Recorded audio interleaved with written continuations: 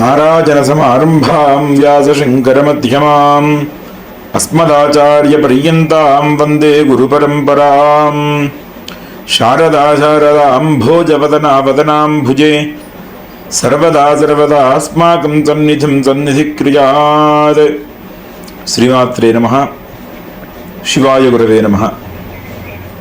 ఈరోజు మనం ఈ వీడియోలో మార్చి నెలలో అమావాస్య సమయంలో మనకి ఏర్పడబోయే షష్ఠగ్రహ కూటమి, కొంత సమయం పాటు షష్ఠగ్రహ కూటమి ఏర్పడుతుంది. అది ఏర్పడేది కూడా సంవత్సరాది సమయంలోనే ఏర్పడుతూ ఉన్నది. దాని వలన ఏ రాశుల వారికి ఎటువంటి ఫలితం ఉండవచ్చు అనే సూచనాప్రాయంగా ప్రధానంగా మనం చూసుకునే ప్రయత్నం చేద్దాం. ముందు జ్యోతిష్యం లేదా ఇప్పుడు మనం చూస్తున్న ఈ షష్ఠగ్రహ కూటమి ప్రభావం ఏ విధంగా మనం పనిచేస్తుంది అన్నప్పుడు ఇది గోచారము అనే పదం వాడడం జరుగుతుంది. ప్రతి మనిషికి తన జాతక చక్రంలో లగ్నం నుంచి జాతకాన్ని చూస్తారు, అది లగ్న చక్రం. అలా కాకుండా మనిషి యొక్కటువంటి రాశి నుంచి స్థానాలని గణించి చెప్పబడేది ఒక రకంగా గోచార చక్రం. అంటే ఆయన రాశి నుంచి ఈ సమయంలో ఏ గ్రహాలు ఎక్కడెక్కడ ఉన్నాయి, తద్వారా ఈయన ఏ ఫలితాలు పొందవచ్చు అనేది చెప్పడం అనేది ప్రధానంగా జరుగుతుంది. గోచార వశాత్తు చెప్పేది జరుగుతుంది, కానీ కొన్నిసార్లు వాళ్ళ లగ్న చక్రంలో గనక గోచారంలో అశుభ ఫలితాలు ఇచ్చేట్టుగా గ్రహం ఉన్నా, వీళ్ళ లగ్న చక్రంలో శుభం ఇచ్చేవాడిగా గ్రహం ఉన్నట్లయితే గనక ఆ ఫలితంలో కొద్దిగా మార్పులు కూడా ఉండవచ్చు. కానీ జ్యోతిష్యం అంటే ఏంటి అర్థం? జ్యోతి అంటే దీపం. దీపం ఎవడికి అవసరం? ఎవడైతే చీకట్లో ఉంటాడో వాడికి దీపం అవసరం. పూర్తి వెలుతురులో ఉన్నవాడికి దీపంతో ప్రయోజనం లేదు, అది ఉన్నా లేకపోయినా ఉపయోగం లేదు. అలా ఎవరైతే ఇబ్బందులు పడుతూ ఉన్నారో లేదా కొన్ని దుష్ఫలితాలను చూస్తూ ఉన్నారు, అగమ్య గోచరమైంది స్థితి, అంటే ఏం చేయాలి, ఎటు వెళ్ళాలి అర్థం కావట్లేదు. ఒక మనిషి చీకట్లో ఉన్నాడు, అంధకారంలో ఉన్నాడంటే ఎటెళ్ళాలి, ఏంటి స్థితి, దారి ఏంటి, ఏమి తెలియని దిక్కుచోతున్న స్థితిలో ఉంటాం కదా. అలా జీవితంలో కూడా అంధకారం ఏర్పడ్డది అన్న సమయంలో ఆ చీకట్లో ఒక చిన్న దీపం ఉన్నట్టయితే గనక ఆ చిన్న దీపం మీకు ఇంటి వరకు వెళ్ళే దారిని పూర్తిగా చూపించకపోవచ్చు, అలా అని అక్కడే ఉండడానికి కూడా అదైతే మీకు ఇబ్బంది పెట్టదు కదా. ఒక చిన్న దీపం ఉన్నా ముందుకు సాగడానికి దారిని స్థలాన్ని చూపిస్తుంది. అలా అగమ్య గోచరంగా మన పరిస్థితులు ఏర్పడ్డప్పుడు మనం ముందుకు వెళ్ళడానికి జ్యోతిష్యం అనేది ఏర్పడుతుంది. చీకటిలో ఉన్నవాడి చేతిలో దీపం లాంటిదే. మన పరిస్థితులు, ఇబ్బందులు, చీకట్లు కమ్ముకున్నప్పుడు తొలగించడానికి వాడే జ్యోతిష్యం. కాబట్టి ఈ గోచార ఫలితాలు ఏ విధంగా ఉంటాయి, ఏంటి అనేది మనం చూసినప్పుడు ముందు అసలు ఈ షష్ఠగ్రహ కూటమి ఎక్కడ జరుగుతుందనేది చూసుకోవాలి. ఈ షష్ఠగ్రహ కూటమి ఏర్పడేది ఆ సమయం మొత్తం కూడా మీనంలో ఏర్పడుతున్నది. అందులో కూడా సూర్యుడు అనేవాడు ఆత్మకారకుడు అని చెప్పబడుతుంది జ్యోతిష్యంలో. అలాగే శాస్త్ర ప్రకారం కూడా నవగ్రహాలకి రాజు వంటి వాడు సూర్యుడు, మొట్టమొదటి గ్రహం. ఆ సూర్యుడితో పాటే చంద్రుడు కూడా అదే సమయంలో కలుస్తున్నాడు, అదే స్థానంలో. చంద్రుడు మనఃకారకుడు. అలాగే బుధుడు మనిషి యొక్కటువంటి బుద్ధిని, ఆలోచన శైలిని, వ్యాపారాన్ని ఇత్యాదుల్ని సూచించేవాడైన బుధుడు. శుక్రుడు భోగకారకుడు. మగవాడికైతే వివాహానికి కూడా కొన్ని సమయాల్లో వివాహకారకుడుగా కూడా శుక్రుడు పనిచేస్తూ ఉంటాడు. అటువంటి శుక్రుడు. అలాగే మనందరికీ ఎక్కువ నోట్లో నాణ్యగ్రహం ఏదిరా అంటే శని. ఏ కష్టం వచ్చినా, ఏ ఇబ్బందులు ఉన్నాయన్నా, ఎవరి మీద తొయ్యాలరా అంటే శని మీదే తోసేయాలి. మనం మానసికంగా స్థిరపరుచుకొని ఉన్నాం ఆ గ్రహం అట్లాంటిది కాకపోయినా. ఎలారా అంటే ఒకడెవడన్నా వచ్చి వాడు మనల్ని ఇబ్బంది పెట్టాడంటే వీడు శనిలా దాపరించాడరా అంటాం. శని నిజంగా మనల్ని ఇబ్బంది పెట్టేవాడా అంటే శని పని ఏంటి? మనం చేసుకున్న దుష్కర్మల యొక్కటువంటి ఫలితాన్ని మనకు అందచేయడమే శనేశ్వరుడి పని. జాతకంలో ఏ గ్రహాలైనా కానీ సరే మనకి దుష్ఫలితాలు ఇస్తున్నాయంటే ఈ శనేశ్వరుడు రాబట్టే నా స్థితి ఇట్లా ఉంది, అదే శని లేకపోతే కనుక నేను ఇంకో స్థాయిలో ఉండేవాడిని. ఈ మాటలు నిజానికి కొంచెం హాస్యాస్పదంగా ఉంటాయి. కారణం ఏంటంటే శని ఆ స్థానంలో మన జాతకంలో వచ్చి ఉన్నాడు అంటే నువ్వు ఇంతకు ముందే పూర్వజన్మలో అవ్వచ్చు, ఈ జన్మలో ముందులో అవ్వచ్చు, మోస్ట్లీ పూర్వజన్మలలోనే నీవు ఆ శని అక్కడ రావడానికి కావాల్సిన పనేదో చేసి వచ్చావు కాబట్టి ఇప్పుడు ఆయన అక్కడికి వచ్చి ఉన్నాడు. నీకు కడుపులో గ్యాస్ వచ్చింది అంటే ముందు రోజు ఏదో శనగపిండో పనికిరాని ద్రవ్యం తిన్నావు కాబట్టి ఈరోజు గ్యాస్ వచ్చింది, కడుపు నొప్పి వచ్చింది, అజీర్తి వచ్చింది. అలా నీకు మింగుడు పడని పనులేదో ముందు జన్మలో చేసి ఉన్నావు. ఇప్పుడు ఆ కర్మ ఆచరించాలి కాబట్టి ఆయా గ్రహాలు ఆ స్థానాల్లోకి వచ్చి ఉంటాయి. ముందు ఇది గుర్తుంచుకోవాలి. నా జీవితకాలంలో నవగ్రహాలు నా జాతకం అయ్యగారు చెప్పారు, ఈ దోషాలు ఉన్నాయి అన్నారు. నేను పుట్టిన సమయం అట్లాంటిదా? ఆ సమయంలో పుట్టడం నా తప్ప? నేనేం పాపం చేశాను? చేసావు, నువ్వు కర్మని చేసి ఉన్నావు. సనాతన ధర్మంలో ప్రధానంగా గుర్తుంచుకోవాల్సిందే పునర్జన్మ సిద్ధాంతం. మనం జ్యోతిష్యం చెబుతున్నాము అంటే వేదాంగాల్లో జ్యోతిష్యం అనేది నేత్రముల వంటిది అని చెప్పారు. అంటే మనిషి యొక్కటువంటి పూర్వ జన్మల ఫలితాన్ని బట్టి ఈ జన్మలో వాడు అనుభవించాల్సిన కర్మలని సూచించేది జ్యోతిష్యం. సరే, కొంతమంది చెప్పేదాని ప్రకారం, శాస్త్రం ప్రకారం కూడా వాడు అనుష్ఠానపరుడు, భక్తుడు లేదా ఉపాసకుడు అయి ఉంటే, వీడు ఈ జన్మలో కనుక సత్కర్మలు ఏదన్నా ఆచరించి ఉంటే వాడికి వచ్చే గంట దోషాల నుంచి కూడా తప్పించుకునే అవకాశం ఉన్నది. కాబట్టేగా ఏదైనా దోషం ఉన్నది అయినప్పుడు దానికి శాంతి ఏంటి, ప్రాయశ్చిత్తం ఏంటి, ఇంకోటి ఏంటి అనే మాట మనం అంటున్నామంటే మనం దుష్కర్మ చేయడం వచ్చిన ఫలితాన్ని ఈ సత్కర్మల ద్వారా తీసేయొచ్చు కూడా. అది కూడా గుర్తుంచుకోవాలి. ఎందుకంటే చెప్పాక ఇందాక అనుకుంటుంటే గ్యాస్ వచ్చిందంటే దానికి ఒక మాత్ర కూడా ఉంటుంది మిగతా పోవడానికి. ఇట్లాంటిదే ఇది కూడా. సో ఎందుకు మాట్లాడుకుంటున్నామంటే ఆ శనేశ్వరుడి మీద వేసే అభాండాలు. భక్త ప్రియ శనేశ్వరుడు అష్టోత్తరంలో వస్తుంది. ఆయన భక్తుల యొక్కటువంటి ప్రియుడంట. ఎవరికన్నా వాళ్ళ శని మహర్దశ వచ్చింది, కొద్ది సంవత్సరాల పాటు ఇబ్బంది పడాలి, ఇప్పుడిప్పుడే నేను ఉద్యోగం చేయడం మొదలుపెట్టాను, లేదంటే ఇప్పుడిప్పుడే పనులు చేయడం మొదలుపెట్టాను, నా పరిస్థితి ఏంటి అన్నప్పుడు ఒక విషయం గుర్తుంచుకోండి. నా ఇష్టదేవం శనేశ్వరుడు అండి. ఎంత మంచోడు, నేను చేసిన కర్మల గురించి నాకు అనుభవింపజేయడానికి వచ్చాడు.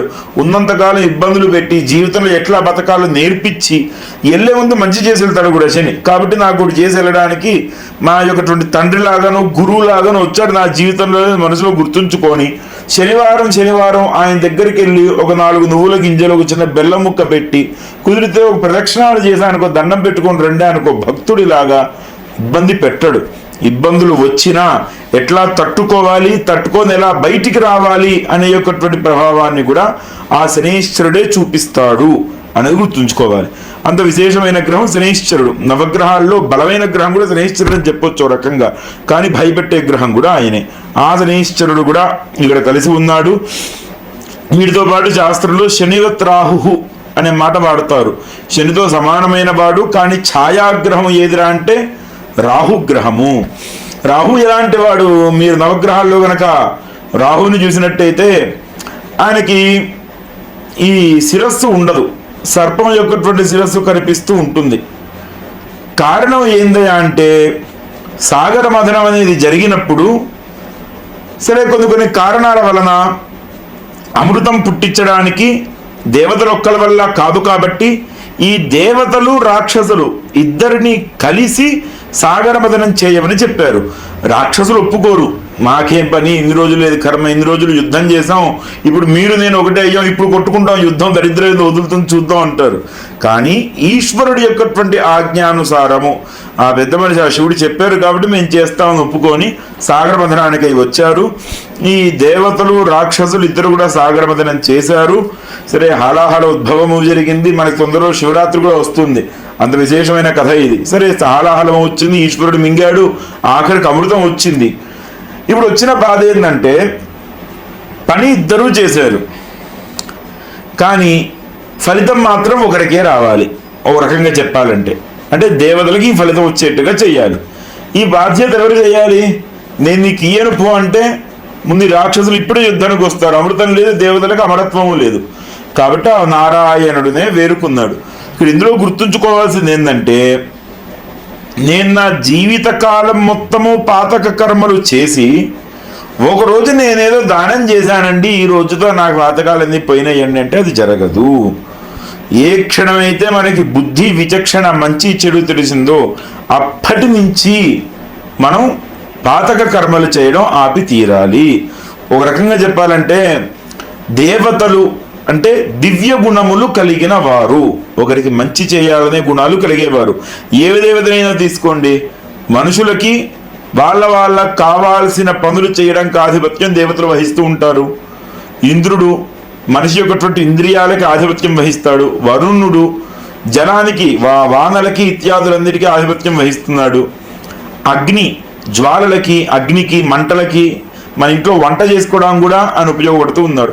ఇటువంటి మంచి సహాయం చేసే గుణం దైవత్వం అయితే, ఒక మనిషికి చెడు చేసే గుణమే రాక్షసత్వము. అలా దేవతలు రాక్షసులు ఇద్దరూ పని చేసినా సత్ఫలితాన్ని అమరత్వాన్ని ఎవరికిస్తారు?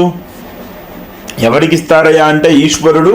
నువ్వు ఆ పని చేసిన ఫలితాన్ని మాత్రం దైవత్వం కలిగిన వాడికే ఇస్తారు. మనుషుల్లో కూడా ఎప్పుడైతే నువ్వు సత్కర్మలు, పుణ్యం పరహితం చైవ పాపంచ పరపీడనం, నువ్వు ఒకడికి మంచి చేయడం పుణ్యమైతే అవతల వాడిని ఇబ్బంది పెట్టడమే పాపము అని చెప్పారు కదా శాస్త్రంలో. అట్లా ఈ విష్ణుమూర్తి మోహిని రూపాన్ని దాల్చగా వీళ్ళకి మధ్యలో ఈ సాగరవదనం ఏదో చేశారు కానీ ముందు నుంచి ఉన్న ప్రవృత్తి రాక్షస ప్రవృత్తే కదా. రాక్షస ప్రవృత్తి అంటే ఏంటి? తినడానికి నోట్లోకి రుచికరంగా ఏదైనా ఆహారం దొరుకుతుందంటే అదేమవ్వాలి? ఆరోగ్యానికి మంచిదా చెడ్డదా చెడుదా అనవసరం, ముందు లోపలికి వెళ్ళాలి, తర్వాత అది చేసే పని అది చేయాలి, మనం మళ్ళీ మందులు మింగుతూ కూర్చోవాలి. అదొక రాక్షస ప్రవృత్తి కదా. వీళ్ళ కంటికి ఇంపుగా, చూడడానికి అందంగా ఏదైనా కనిపిస్తే, ద్రవ్యం అనండి, ఆభరణము, ఇల్లు, స్త్రీ ఏదైనా కనిపిస్తే వాళ్ళు దాన్ని అనుభవించాలి. లేదా దాని ఎందే తన్మయత్వం చెప్పి బుద్ధి మొత్తం అక్కడ ఉండిపోవాలి. వీడు చదివితే బాగుపడతాడు, చదవడానికి సమయం ఉంది, వీడిని చదవనీయకుండా ఆకర్షిస్తూ పక్కనేదో వచ్చింది, ఈ చదవడు బాగుపడడు, ఆ పక్కన దాన్ని చూస్తూ కూర్చుంటాడు. అదే రాక్షస ప్రవృత్తి, అదే బుద్ధి చాంచల్యత. ఆ రకంగా విష్ణుమూర్తి ఉద్భవించినప్పుడు ఈయన మోహిని రూపంలో రాక్షసులను మోహింపజేసి దేవదానవులకి అమృతాన్ని పంచినప్పుడు ఒకే ఒక్క రాక్షసుడు మాత్రం దేవతల్లో వచ్చి కూర్చున్నాడు. వీడు రాక్షసుడైనా వీడికి ఏమైంది? జ్ఞానం ఉంది కదా. ఆ జ్ఞానం కారణం చేత దేవతల్లోకి వచ్చి కూర్చున్నాడు. మాటే ఒక సభలో కూర్చున్నప్పుడు లేచి వెళ్ళిపోమడం పనికిరాదు. ఎవరైనా కానీ సరే, ఈ మధ్య కాలంలో బంతులు వస్తే నువ్వు పైకి ఆలు కూర్చుంటారు, ఈ స్థానం నీది కాదు, ఇది ముందు ఆలోచించాలి, వచ్చాక లేపడానికి లేదని ఆ రాహుకి కూడా అమృతం ఇయ్యగా ఆ రాహు అమృతాన్ని సేవిస్తాడు.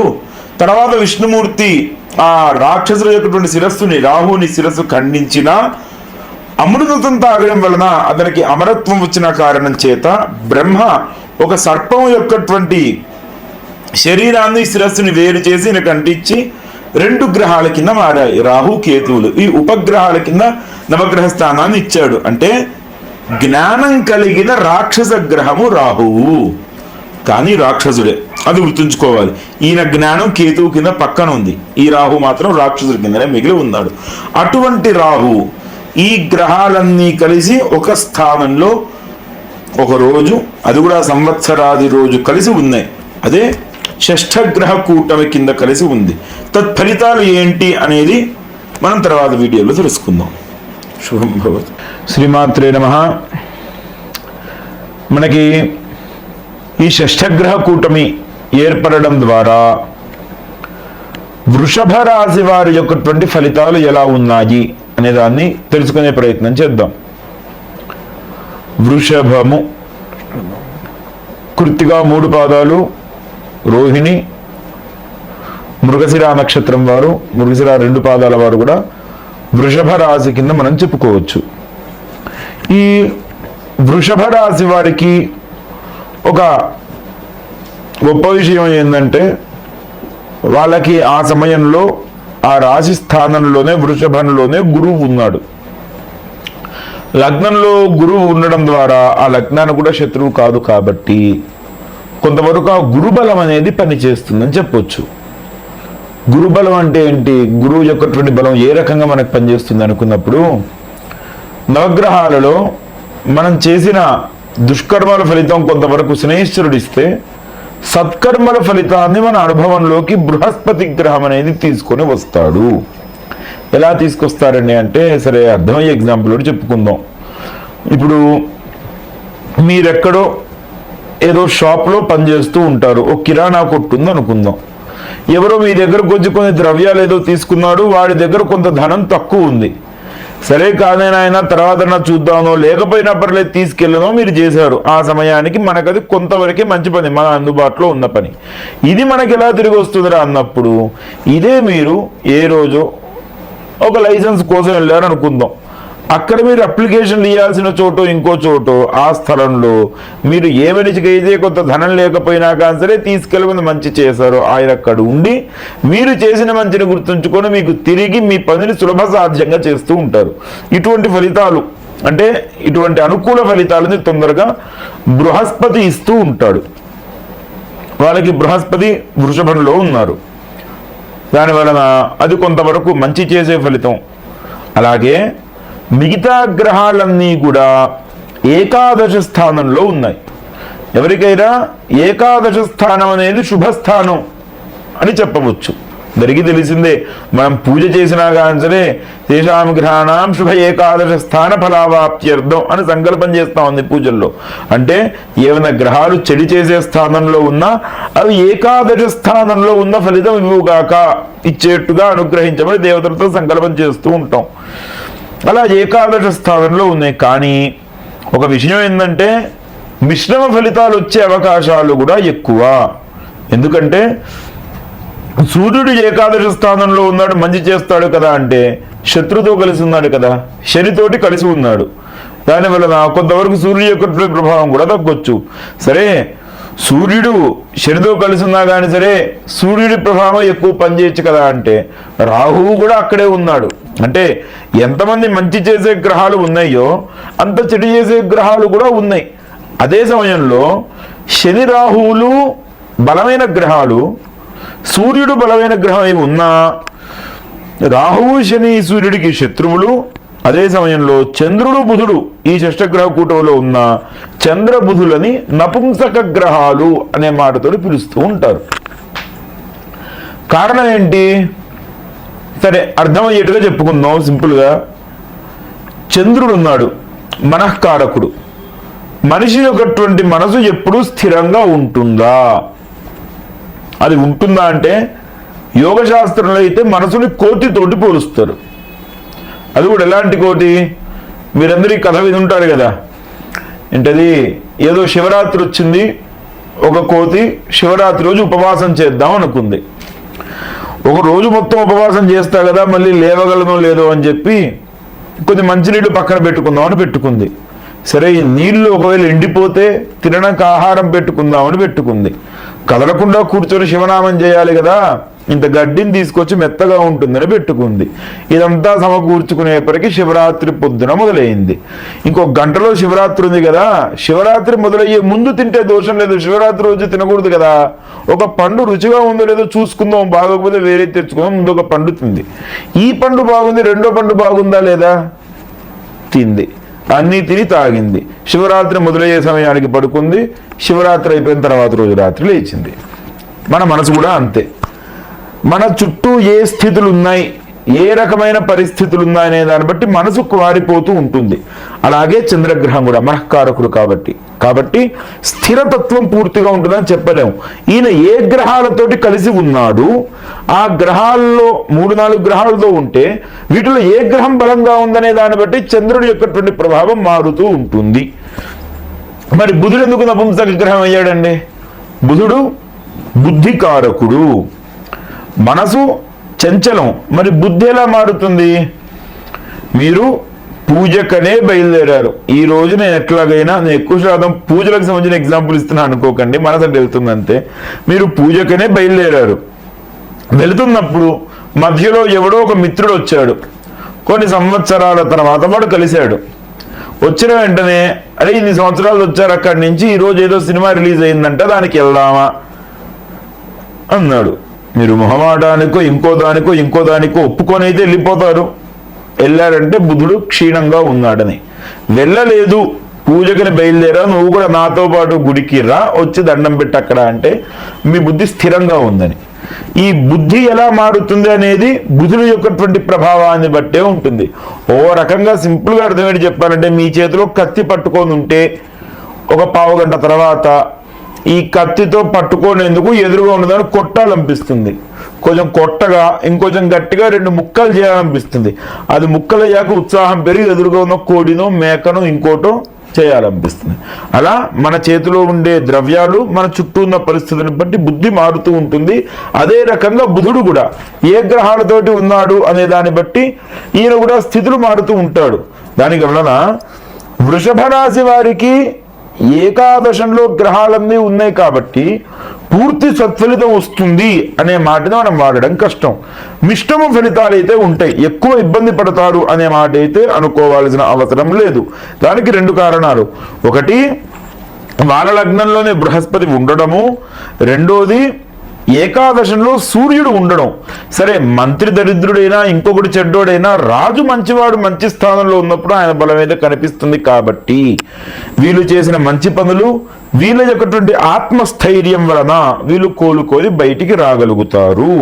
కుదిరినంత వరకు దుష్టతో దూరవర్జయేత్, ఎవడన్నా శత్రువు అని ఉన్నవాడికి కొంతవరకు దూరంగా ఉండడం ఈ రాశుల వారికి చెప్పదగ్గ సూచన. అలాగే శనైశ్వరుడు అంత అనుకూలంగా లేదు కాబట్టి కుదిరితే శనైశ్వరుడికి రాహువుకి నవగ్రహాల్లో పూజ చేయడం, లేదంటే మినుములతోటి చేసిన గారెలు ఇంట్లో చేసైనా అయ్యొచ్చు, లేదంటే బయట గారెలు కొన్నా ఆ మినుములతోటే వాడుతూ ఉంటారు కాబట్టి అవి తీసుకొని ఒక 8 మందికో 10 మందికో వాటిని పంచడం ద్వారా రాహు యొక్కటువంటి ప్రభావం ముందు తగ్గుతుంది. ఈ ఇచ్చేది కూడా దీన స్థితిలో ఉన్నవారు, లేదంటే కఠినమైన పనులు చేస్తూ శ్రమించేవారు ఎవరైతే ఉంటారో వారికి ఇచ్చినట్టయితే గనక రాహుతో పాటు శనైశ్వరుడు సంబంధమైన యొక్కటువంటి ప్రభావం కూడా తగ్గుతుంది. శుభం భవతు.